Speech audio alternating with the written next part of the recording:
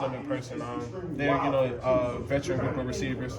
They know what they're doing. They know how to get open. They've been playing with each other maybe a year or two, and they're gonna be coming here ready to play. If we let them chuck the ball around, they would. But we got a plan, and we'll be ready for them on Saturday. I'm excited for it. I can't let it boost my head a little too much, but I'm excited. It just shows, the work that's been put in, and the group of guys I have around me, my coaches and my teammates. I just appreciate them a lot, and I'm trying to win it now. I mean, now I'm on this now. I really want to win it now, but it was very exciting. Gave me a little spark, and just helped me finish out the season very strong. Thinking back to when you were a freshman with Spoon, obviously, it was on pretty much every DB award list known to man. Like, how much of seeing that help you maybe understand what it takes to be there? Just seeing him being on those lists, and at first he wasn't on no list. And then he, mid-season he gets on a lot of lists. It just shows that you just have to keep your head down and just keep working. They'll find you no matter what. And you don't have to worry about the outside world. If you're doing what you're supposed to do, they're gonna see where you are. They're not gonna forget who you're facing, who you are. So it just show, just keep working, and your time is gonna come at any opportunity. Just be ready for it. What do you feel like you put on film this year to have an opportunity? Just playing a couple good games and. Just being a team player, I don't try to do too much or too less. I just play the same game, each and every Saturday, just trying to be a help to the team. And, just being able to make those plays on the field just allowed me to, get on this award list and, find, possibly win it. I know you think, go ahead. Obviously injuries hit you guys in the secondary last week. What did you see from the young guys if their moments called again this week? Jaheim Clark and Tyson Rose definitely stepped up. They've always been ready for their moments, and they didn't shy away from it at all. Coming in the second half, I could see their face they was ready. I just told them y'all got this, man. Y'all been prepared for this moment, and they stepped up and they was ready for their opportunity in that second half. I know you guys are worried about Minnesota, of course, but you guys have already qualified for a bowl. Is it comforting to know that you got another game with these guys after the regular season is over? But our goal is not to make a bowl game. I feel like we're a good team to make a bowl game every year. But historically, Illinois hasn't been a bowl eligible team every year. But we're excited for that. But we didn't come here this season to make a bowl game. So we want to continue the season and finish out strong, and can see if we can possibly get a playoffs or even make the best bowl game as possible that we could make. Do you have a list? Is there a place X, Y, Z you want to go to first? Yeah, no, we don't have no list. We're just trying to take it one game at a time. We can't look too far ahead, and just want to be 1-0 and continue to strive and be great each and every play. Was last year hard though, not going? Yeah, for sure. Of course, December 7th, and I'm home for a whole month and a half, and people, games still going on, and I'm home watching them play, and I'm like, I know we could have been at least in one of these games, but it's hard, and we don't want that to happen again. We've seen what you've done on the field. Coach Parker talked about the time you put in off the field. What all goes into that as far as studying the game and preparing off the field? Yeah, I just try to be the best, each and every Saturday, for my teammates. I wouldn't want to go out there unprepared, knowing that people depend on your players, depending on you. So I just try to be the most prepared, just so I can make plays. If you know what's going on before the play, you could be better before, after the snap, and make some big plays out there. A lot of film study.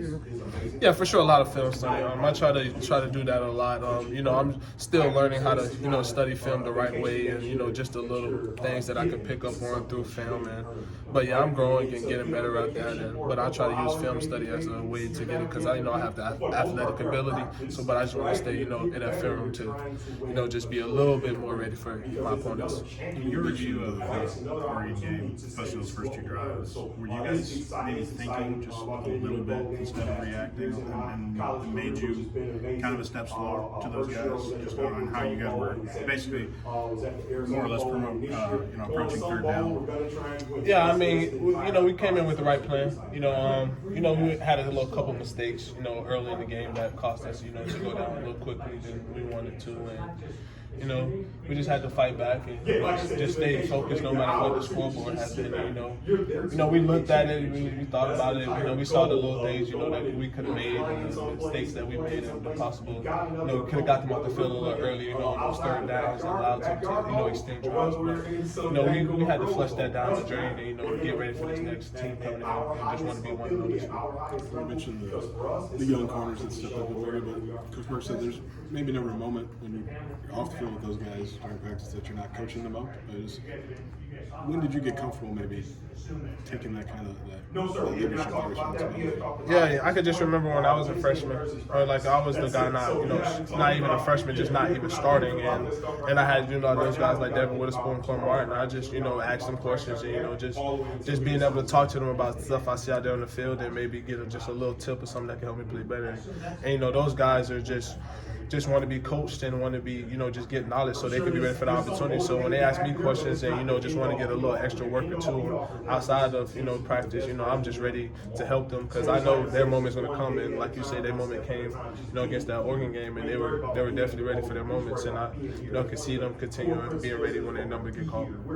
T-Rob mentioned being 7-1 in 2022 and then having that end the way that it did. How are you guys, how'd that experience of kind of losing down the stretch like that maybe shape going through it again, to not have it happen again, I guess? Yeah, we're taking that into consideration, knowing it happened before. But, we're not really trying to look too much back what happened, almost 2 years ago now. But, we got that in consideration knowing that we had a great start just like this and, we kind of fell short towards the end. But we just, implementing those guys like, we got to finish strong, and just little stuff like that, just practicing hard and continuing to strive because teams are, these are the crucial games that you have to win in order to be where you want to be, postseason. But we're just trying to practice hard and continue to work each and every day in practice. Is there anything you can put your finger on as to how you guys might be different now than you were going through it for the first time as a program? Yeah. I mean, it wasn't known for Illinois to have those type of records, but now it's expected. We expect it. It's more to it, and we just came together more as a team, and we just wanted to bring the unit together and finish out strong. Frankly, last year, November didn't really work out for you guys all that well either. Is that part of the remember the past, prepare for the future type of deal you guys have in this building? Yeah, for sure. That's definitely why we have one of those goals. We remember the past, but we don't want to dwell on it and talk about it too much. But we're gonna definitely remember the past, but we're stuck here in the future, and we want to just take out every opportunity.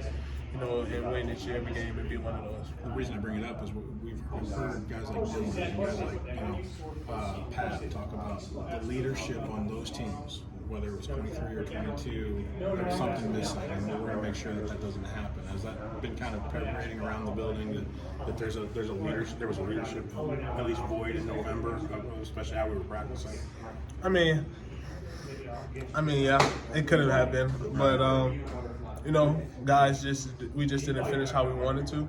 But we're definitely going to take that in, like you say, into consideration and make it known not to happen again. And anything can happen on a Saturday, but we're going to prepare as much as possible and be ready for each and every opponent that we have coming up in this stretch and this ended like last few games. Minnesota is typically known as a pretty physical team. It's kind of their MO, right? Are you guys mindful of that? When they come into your house, do you feel like you got to punch them in the mouth and out physical them? Yeah. We understand that it's going to be a full-quarter game. We know that. Last year we played those guys. It was literally down to the wire. So we all these games, kind of been close, and we see that they're gonna definitely fight back, and we got to be ready. Even if we're not, it's gonna be trouble. But we're gonna be ready for opportunity, and hopefully we go 1-0 this Saturday. 6-0 at home, right? So what do you think the key is, to playing well in your own house? Continue having this great crowd here, and just taking advantage of the moment and being ready. Thanks, David.